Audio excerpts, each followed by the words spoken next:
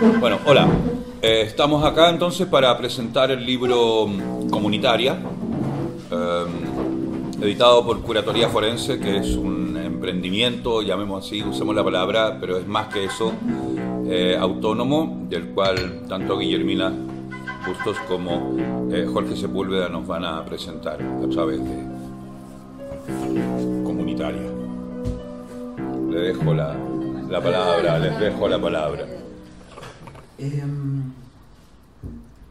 A nosotros nos interesa, bueno, presentar el libro, pero principalmente presentar la complejidad de lo que nosotros tratamos de incluir en este libro, tal como decía Lole hace un rato atrás, cuando estamos en la previa, es desde los primeros libros que hicimos, que fue ese amarillo de allá, el Encuentro de Gestiones Autónomas, hasta ahora, cada vez nuestros libros se van volviendo más complejos.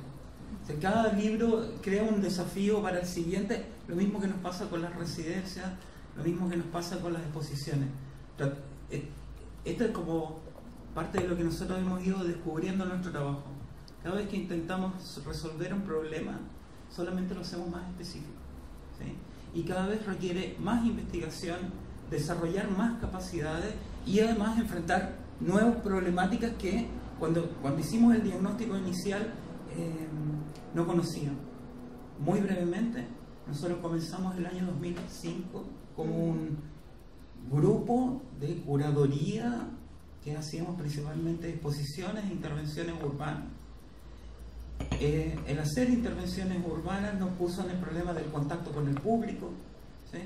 El tratar de entender qué es lo que las personas perciben de nuestro trabajo, de nuestro esfuerzo de organización simbólica, nos metió en el problema de entender a ellos, de cómo su construcción, cómo ellos construyen las ideas, cómo se construye el imaginario desde el que nos ven, desde el que nos leen, el tipo de trabajo. Y así, al tratar de entender cómo los artistas convertían estas relaciones entre la obra y el público, empezamos a entender todos los otros mecanismos, o sea, empezamos a enfrentar, en realidad más que entender, empezamos a enfrentar todos los otros mecanismos de inscripción, circulación y tal. Entonces, después, cuando estábamos más o menos aprendiendo algo de cómo los artistas se relacionan con las obras, cómo las obras con el sistema de arte, con el público, empezamos a ver que había problemas de derechos laborales, problemas de tipos de organización, que surge la red de gestiones autónomas, el problema de los tipos de organizaciones, espacios independientes, gestiones autónomas, nos lleva al problema de organizar esfuerzos comunes, la generación de redes, ¿sí? Y finalmente terminamos en el mismo problema que teníamos al principio, la política, ¿sí? ¿De qué manera nosotros podemos establecer las condiciones en que seamos capaces de ponernos de acuerdo en los nombres, en la forma de uso de las cosas, en las satisfacciones o en los intereses que nosotros tenemos con respecto a esas cosas? Y de qué manera estos acuerdos van constituyéndose en cada una de las escenas locales. Van construyendo glosarios, van construyendo normas de juego y tal. Todo eso para nosotros es el tipo de política que nosotros estamos enfrentando cuando hacemos este tipo de intervenciones. Hablábamos recién con Justo. Nosotros dejamos de hacer intervenciones urbanas hace muy pocas últimamente. Dejamos de hacer exposiciones porque nuestra misma idea de curaduría ha ido cambiando al trabajar en la curaduría. La última idea que estamos defendiendo es la idea de la curaduría de procesos sociales, ¿sí? Donde no solamente la producción de objetos, sino en la producción de comprensión de las mismas personas que participan en una comunidad de cómo funciona su imaginario, ¿sí? Que nuestra producción como trabajadores de arte intenta afectar la vida cotidiana de las personas, ¿sí? Y a la vez ser afectados por esa ciudadanía temporal que los artistas y los trabajadores de arte tienen en relación con la comunidad. Comprender los procesos, ¿sí? Es para nosotros cada vez más complejo, pero por eso mismo cada vez más interesante. Nosotros sentimos como que nos fuimos adentrando en una novela de misterio, donde las motivaciones de las personas con las que están hablando, la distancia entre lo que te dicen y la forma en que toman decisiones, la distancia entre lo que estructura el discurso, por ejemplo, del turismo, del comercio, de la política tradicional, con los modos de vida cotidianos, se va volviendo cada vez más complejo de entender. Eso ya no lo podemos resolver en una intervención, no lo podemos resolver en una performance en la calle, no lo podemos resolver en una organización precisa o una organización pedagógica que resulta en una exposición, ¿sí? Sino que sentimos que lo que aprendimos desde nuestras primeras intervenciones acá en Santiago en 2005 hasta ahora es que en realidad estamos entendiendo cómo nos afectamos mutuamente y cómo somos capaces de construir acuerdos que nos permitan vivir juntos. Entonces lo que queremos contar ahora es qué tan complicado fue hacer un libro que reflejara toda esta problemática, que no estandarizara en un discurso para el sistema de arte para demostrar que lo que hacemos tiene valor. Nosotros eso ya lo sabemos, principalmente porque tenemos confianza en lo que hacemos, ¿sí? Y porque hemos logrado mostrarlo en diferentes lugares, hemos logrado generar una complicidad acerca de ese valor.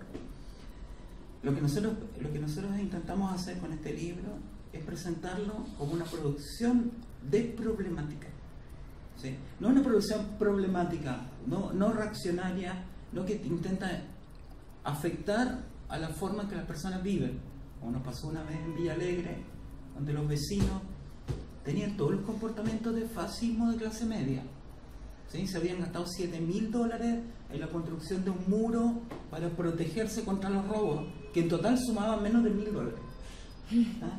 Y ellos orgullosos de haber construido su muro, así como un pre-Trump, digamos. Entonces, nosotros decimos, si vamos y les decimos a ellos que son unos fascistas, que además lo que hacen es absurdo y ridículo, o sea, mejor pagar las cosas perdidas que construir un muro y excluir a la gente, ¿tá? Los intervienes primero colocándote como autoridad, colocándote como verdad y esperando un efecto específico. Ese método es lo que no funciona, y de hecho es lo que hacen la mayoría de las personas que trabajan en cuestiones sociales, ¿sí? Juntar a los negros y poner al blanco en centro, tomarse la foto, ¿sí? El negro puede ser el pobre, el gay, cualquier tipo de minoría, ¿tá? Y después diseñar una intervención que tiene un modo de realizarse y un objetivo específico. ¿Para qué queremos hacer eso?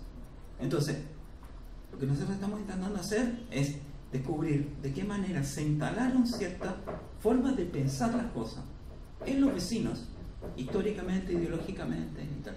Así que tú libre. También.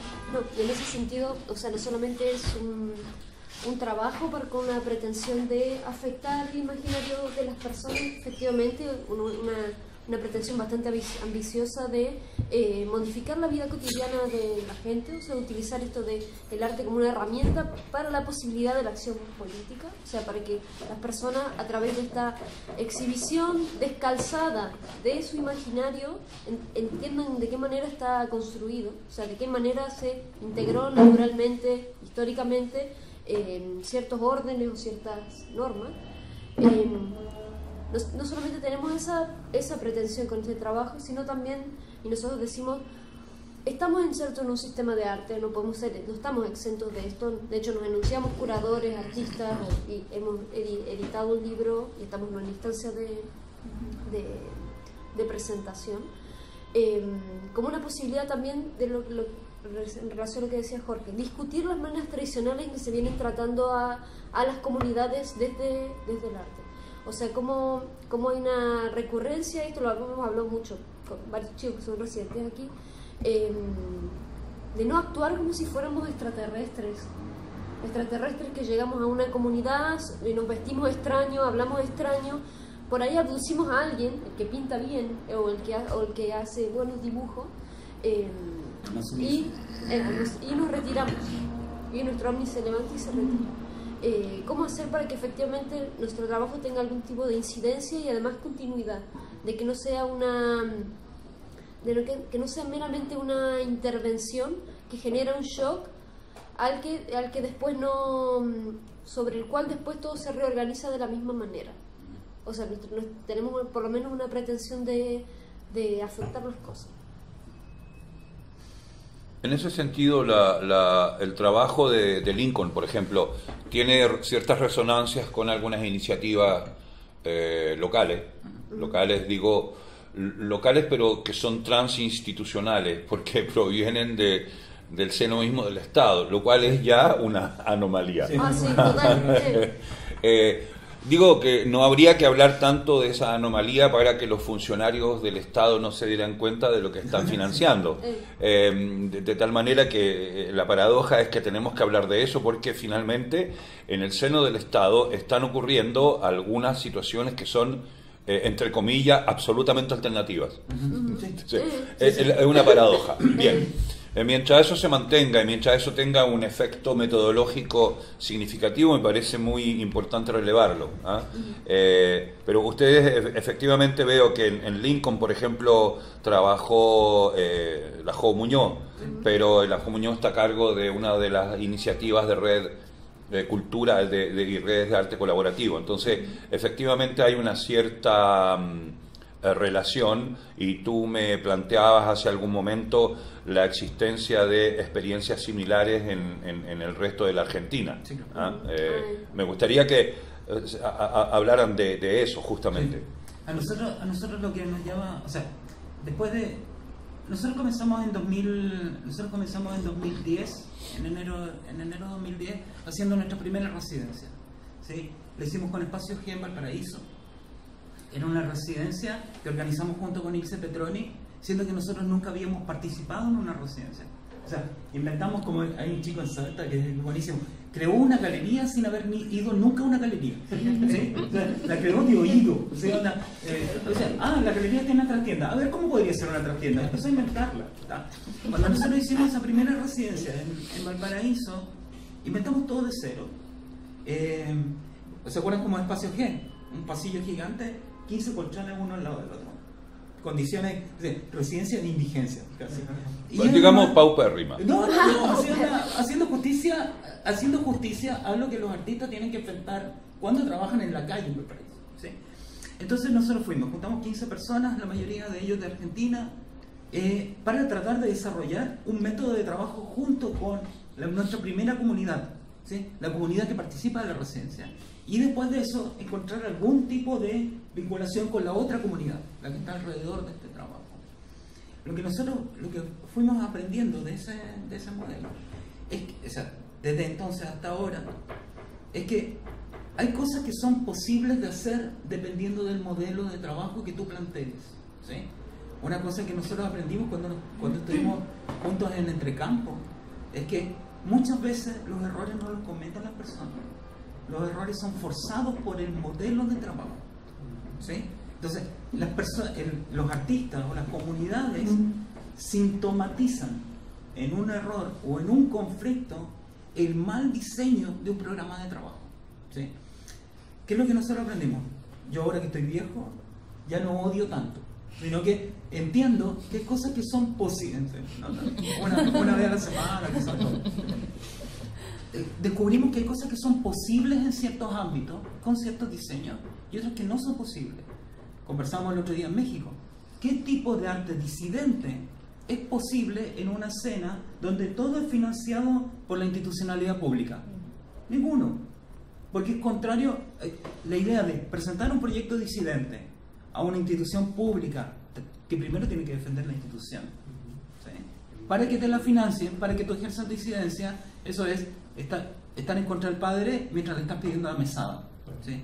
Sin embargo, el programa de pero eso es lo que lograron hacer los españoles cuando se convierten en especialistas de la alternativa. Sí. en América. Sí, ahí está la mayor maldad de Tony Puig. ¿Sí? Que Tony Puig desarrolla un concepto de espacio independiente que en realidad es un tipo de organización tercerizada del Estado español. ¿Sí? Todos los espacios independientes que existieron en América Latina hasta la quiebra de España hace 4 años atrás, en realidad eran dependientes del Estado español a través del Centro Cultural de España o directamente a través de la ESI. Entonces, el concepto de espacio independiente en realidad lo que generó fue una mayor dependencia. Un funcionariato externo dependiendo de las modas. Por ejemplo, cuando se pone de moda hablar de las minorías sexuales, cuando Cuando el Estado español entiende que tiene que hablar de esto, ¿sí? Selecciona y financia ciertos tipos de espacios independientes, y los espacios independientes que no corresponden con esa moda cierran o tienen que esperar a la próxima moda. ¿Está? ¿Cuál es la cuestión? Entonces, el programa de residencias que se llama Lugares Limítrofes, el que organiza acá el gobierno, o el programa federal de residencias en Argentina, o los puntos de cultura que organizó en Brasil, que comenzaron en el gobierno de Dilma, afortunadamente todavía continúan, tienen ciertas capacidades de reordenamiento simbólico de las comunidades que están alrededor, ¿sí? Pero esas capacidades tienen el mismo límite, el límite de somos una institución pública que tenemos pretensión estatal sobre lo que va a ocurrir, ¿sí? Nosotros somos un poco duros en aplicar esta definición de la diferencia entre las cosas que tienen que ver con cultura y las cosas que tienen que ver con arte contemporáneo. Pero esa es una cosa que no está en absoluto instalada y que es completamente... que a mí me sorprende que en Chile hasta los propios operadores de arte caen en la... porque no les conviene para nada, es decir, caen en la distinción cultura y arte. Cuando yo hice la ponencia en este seminario organizado para formular las políticas nacionales hace 2 años, planteo esa distinción y pareció una distinción exótica, de la cual los funcionarios después no quieren volver a hablar porque es un problema político, y no quieren abordar el problema político. Entonces cuando tú dices, no, y yo me basé, lo calculé, en unas reflexiones que unos filósofos franceses, no me acuerdo el nombre ahora, lo habían planteado en los años 60. Entonces mi táctica consistía en decir, disculpen, estoy usando toda una categorización antigua, o sea, esto ya se ha discutido, esto ya es un problema, y pongámonos al día, de distinguir lo que es propiamente arte y lo que es propiamente cultura, y por eso hemos trabajado la noción de gestión de arte contemporáneo, que es distinta a la gestión cultural. Entonces, ya, por un lado. Y por otro lado, en mi experiencia es que son los diagramas los que definen la gestión adecuada a su desarrollo. Y aquí lo que tú dices es que todos se acomodan a la existencia del diagrama de base, que es el formulario, entonces, ¿quién habla al final? Tú eres hablado por la institución, pongámonos estructuralistas de bolsillo, y decimos, no, eres hablado por la institución. Y la mejor manera de demostrar que eres hablado por la institución es el relevamiento y la existencia de los espacios llamados independientes. Es decir, cómo la institución habla a través de vos, a través de ti, y instala una precarización, porque si no, no puede vivir sin la explotación de esa vulnerabilidad institucional. Bueno, eso es muy curioso porque quiere decir que el propio Estado genera una actividad antiestatal, por un lado. Y es muy curioso, pero eso se refleja en las escuelas de arte, o sea, escuelas de arte que funcionan para ir contra el mercado. Y les enseñan a los estudiantes a egresar como desmantelados. Qué extraño. En fin, o colecciones públicas que no tienen criterios de desarrollo, y al final hay colecciones privadas que son más interesantes y más significativas que el coleccionismo público. A nosotros, bueno, con Juan Muñoz siempre nos reímos mucho de la categoría chilena artístico-cultural. Sí, artístico-cultural perro gato, ¿no? Cuando nosotros... Pero eso ya es Monseñor Esati, ¿no? Entonces, ¿qué es lo que nosotros pensamos? Los programas estatales de residencias, como el que ocurre acá, como el que ocurre en Argentina, o los puntos culturales en Brasil, o los que financian Colombia, Editarte, por ejemplo, tienen una pretensión que utiliza el arte contemporáneo para cuestiones culturales. ¿Cómo sería esto? En la instalación de una residencia de arte contemporáneo en un espacio marginal de cualquier tipo, lo que está pretendiendo es generar las condiciones de sostenimiento del consenso. Cuando nosotros hablamos de cultura, hablamos de consenso, ¿sí? La capacidad de sostener el lenguaje en común, la conceptualización en común, las prácticas cotidianas de vida, ¿sí? Vivir en el barrio, ¿sí? Como el texto que vos decías, todos los barrios tienen un centro cultural y es el kiosco de la esquina, ¿sí? El kiosco de la esquina, o el almacén, el almacén de la esquina, perdón, es el almacén de la esquina. Ahí ocurre el intercambio de los imaginarios, de los valores de las cosas y tal. Nosotros pensamos que paralelamente a eso y complementariamente a esto, ¿sí? Por eso decía, hace tiempo que no odio tanto, digamos, complementariamente a estos planes de instalación del consenso, nosotros desarrollamos otros tipos de residencias. Estos tipos de residencias son independientes de quién financie. Por ejemplo, el libro de Villalegre lo financió el gobierno regional, un fondo regional. La residencia y el libro de comunitaria lo financia un gobierno el partido de la comuna, que es de derecha, ¿sí? Lo financia el gobierno, pero nosotros logramos establecer una distancia con las pretensiones del gobierno sobre la cultura. ¿Para investigar qué? Para investigar cuáles serían, primero, los modos de trabajar con esto. O sea, investigar metodologías de trabajo en la residencia, investigar metodologías de producción para los artistas, pero principalmente de qué manera se puede poner a prueba, como decía Guillermina, la naturalización de los órdenes, ¿sí? Del orden moral, del orden ético y del orden legal en las personas. ¿Por qué? Disculpa. ¿Por qué? Específicamente en Villalegre y en Bermúdez o en Carlos Salas, en Lincoln, las personas sienten permanentemente la obligación de representar un papel que los haga valiosos para los otros, mientras todo lo que está ocurriendo alrededor se está derrumbando, ¿sí? Los pueblos de Lincoln están desapareciendo por la industrialización de la agricultura, porque dejó de pasar el tren, porque no tenían otra cosa que el tren y la producción agrícola. Entonces, ¿cuál es el más pequeño? Bermúdez. Bermúdez ya no tiene policía, consultorio médico. Hay una iglesia que se abre una vez por mes, ¿sí? Solamente la única institución pública que funciona, que continúa funcionando, es la escuela primaria. Entonces tú ves un pueblo que tuvo 800 habitantes hace 10 años, ahora tiene 68, ¿sí? Donde están todos los edificios cayéndose mientras las personas circulan por el pueblo. Nuestro punto es, ¿qué es lo que nosotros somos capaces de hacer con una residencia de arte? ¿Sí? Es entender cómo se puede convivir con eso, ¿sí? Cómo se puede convivir con la política pública, no haciendo política pública, sino construyendo subjetividad y ciudadanía. Ahí está la diferencia entre los programas, para nosotros, entre los programas de políticas públicas que hacen residencia, ¿sí? Que están ordenados, o sea, que tienen como objetivo ordenar y administrar el consenso dentro del lugar, y nosotros que autónomamente, independientemente del presupuesto, estamos investigando maneras de producción, pero ¿de qué tipo de producción? No solamente modificar la realidad material por medios materiales, sino de producción de subjetividad y de producción de otros tipos de ciudadanía.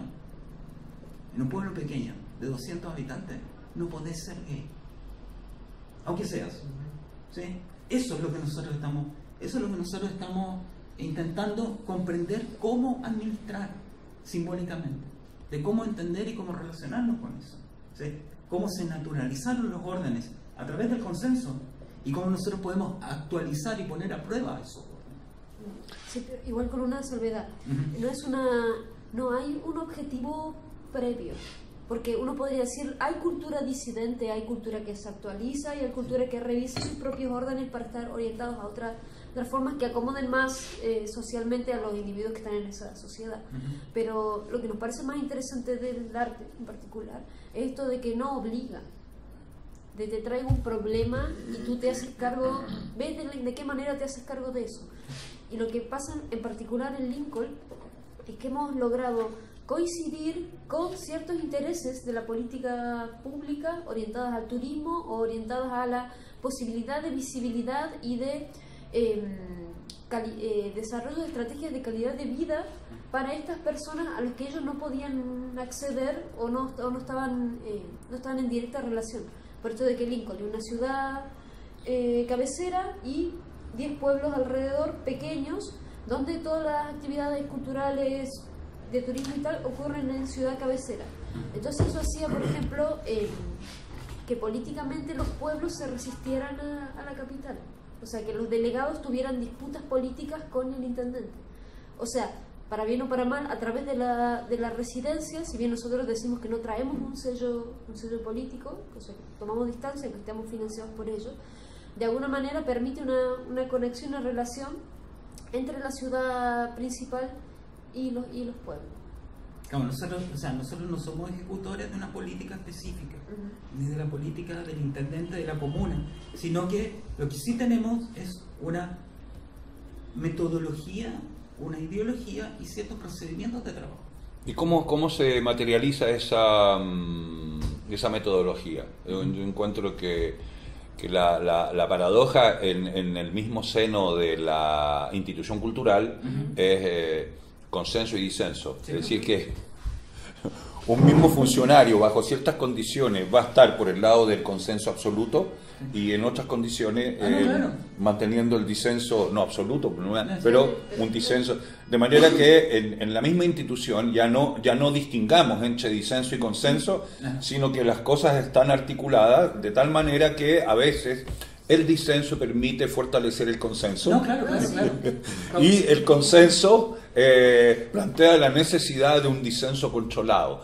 O sea, al final, claro, al final todo resulta funcional, ¿te fijas? Entonces, esa es la paradoja. Si uno tuviese la lucidez como para hacer las distinciones administrativas entre uno y otro, serían quizás más fácil la vida de los funcionarios, sí, claro, porque tienen que pelear con la administración para justificar cosas que no tienen nombre de repente, sí, al interior de la propia administración. Sí. Pero eso es un problema de las administraciones, al cual no hay que quitarle el cuerpo, porque finalmente la administración es un concepto en sí mismo, tiene su diagrama. El punto es cómo en esta... Mi pregunta es, en el fondo, ¿cuánto hay de articulación entre consenso y disenso en la fabricación del libro? Mira. Qué buena pregunta. Nosotros... A ver, esto lo podemos abordar desde dos puntos. Nosotros, si lo viéramos desde una cuestión de gestión pública o de gestión en términos generales, con ciencia económica, ya es una costumbre muy instalada que las empresas contraten auditorías externas para decirles dónde están fallando, ¿sí? De alguna manera, nuestras propias producciones son auditorías del sistema. De hecho, lo hemos planteado varias veces y creo que tenemos texto en común y alguna discusión sobre esto. De qué manera el arte contemporáneo actúa como una revisión crítica de la cultura, ¿sí? Y que esa revisión crítica no solamente actúa al modo de la imagen, al modo simbólico, sino también en los procedimientos prácticos de las instituciones, ¿sí? Me encanta que el otro día acá hablaban de objeción de conciencia institucional, como una aplicación de lo que es individual o subjetivo a instituciones, porque en realidad la capacidad de soportar la crítica, en esta misma lógica de objeción de conciencia, sería determinar cuánta autoestima institucional tiene, o sea, cuánta autoestima institucional tienen, ¿sí? Cuánta crítica, ¿sí? Cuánta revisión de su propio procedimiento pueden soportar el Consejo Nacional de la Cultura, el Ministerio, como sea, los museos y la institución arte en total. Por otro lado, nosotros abordamos esto a propósito de unas conversaciones que tuvimos con Lisette Lañado cuando ella hizo la Bienal de Sao Paulo. Cuando ella hace la Bienal de Sao Paulo, le roba el título al libro de Barthes. De Barthes. Sí. Vivir juntos. ¿Cómo vivir juntos? Cuando ella hace sus evaluaciones, antes de comenzar la Bienal, durante el transcurso de la Bienal y luego de que termina, ella hace una cuestión muy interesante, porque ocupa el libro de Barthes como una auditoría de ella. La última frase que tuvimos una conversación acá en la Universidad de Chile, que trae como parte de la Bienal de Sao Paulo acá. ¿Qué trajo? Sí, que trajo. ¿Ya no trae más? Pero, no, ese era un negocio de Alfons Hug, con Hartmut Becher, que era el director de... No, esa fue una operación Goethe. Ya. pero ya no existe. Ah, ya. Ya lograron su objetivo, ya se acabó. Sí, ya. Pero eso, y Lisette cortó el asunto porque no se justificaba. Sí, claro. Era una invención de Hug Becher en una estrategia Después Goethe vamos a internacional para el cual el MAC solamente fue el lugar de arrendamiento, digámoslo así, punto. Sí, sí, sí. No. Entonces, Digamos. la conversación que nosotros tuvimos con Lisette, después de que termina la Bienal de Sao Paulo, ella dice, yo utilicé este libro como una forma de plantear, una forma de cómo llevar a cabo una Bienal, ¿sí? Pero hubo una cosa que puse poca atención, y es en la última frase del libro, ¿sí? El libro comienza, cómo vivir juntos, y termina con la justa distancia. Una cosa que mi abuela ya sabía, ni tan cerca que me quemo, ni tan lejos que me enfrío. ¿Está? Entonces, para responder directamente a lo que tú estás preguntando, lo que nosotros hemos intentado hacer con el gobierno de Lima, con los gestores, con Rodolfo Salas y Laura Calú, es un equilibrio entre lo que es necesario sostener para sostener el consenso y cuánto somos capaces, sí, sin romper el consenso, ¿sí? sin violentar, ¿sí?, tanto la estructura como a las personas, cuánto se puede poner a prueba el diagrama, el tejido social, ¿sí? Entonces, finalmente lo que nosotros estamos es en una situación de permanente negociación, ¿sí?, entre la cultura y el arte contemporáneo, entre las capacidades, ¿sí?, de organización comunitaria y las capacidades de poner a prueba, las capacidades de disidencia, ¿sí?, de poner a prueba lo que estamos haciendo. No porque esté mal, sino porque hay que probarlo cada cierto tiempo para saber si está funcionando, ¿sí? Ese es el equilibrio. Entonces, ¿cómo se lleva esto a cabo en el libro? Obviamente, si lo financia el intendente tiene que escribir el primer texto, ¿sí? Y el primer texto lo escribe el intendente con la asesoría de la persona que él tiene para cultura, con la asesoría de los mismos gestores que hacen la residencia, ¿sí? Porque lo mismo que sabemos que pasa en todas las organizaciones, el intendente tiene que entender a nivel general lo que está ocurriendo, entender la rentabilidad política y la rentabilidad social para sus intereses. No tiene que entender todos los detalles, no es necesario, ¿sí? Y luego nosotros lo que hicimos fue meter un artículo, que ya viene una serie que creo que van 3 o 4, de análisis de metodología de trabajo sobre residencia, pero también de esto que nosotros llamamos instalación ideológica, ¿sí?, para referirnos a las gestiones autónomas, a las escenas locales y a las residencias de arte contemporáneo. Escribimos un artículo corto de 5 páginas para que los vecinos se lo salten. O sea, para que esas sean las 5 páginas, o sea, como el diseño más aburrido, ¿viste?, donde las citas no a pie de página, para que el vecino diga, ña. Pasa rápido porque quiero ir a la foto, quiero ir a la descripción de la anécdota, quiero ir al análisis de la intervención a través de la anécdota, ¿tá? Entonces, lo que nosotros aprendimos cuando hicimos el libro junto con Lole, Diego Paulete y tal, el libro de Villalegre, es que nosotros estamos escribiendo un libro que tiene que ser posible de ser leído en diferentes cánones, ¿sí?, en diferentes contratos de lectura, ¿sí? Rodi, el gestor de comunitario, decía, él estaba revisando los capítulos a medida que nosotros lo íbamos escribiendo. Nos mandaban WhatsApp diciendo, mándale el otro, esto está más bueno que Harry Potter. Bueno, terminan de describir una y el libro funciona como si fuera una novela, ¿sí? Ahí nosotros, ¿te acuerdas cuando hicimos el libro de escritura funcionaria o el otro? ¿Sí? Vos dijiste una cosa que me encantó, ¿sí? Yo quiero que los conceptos sean como personajes.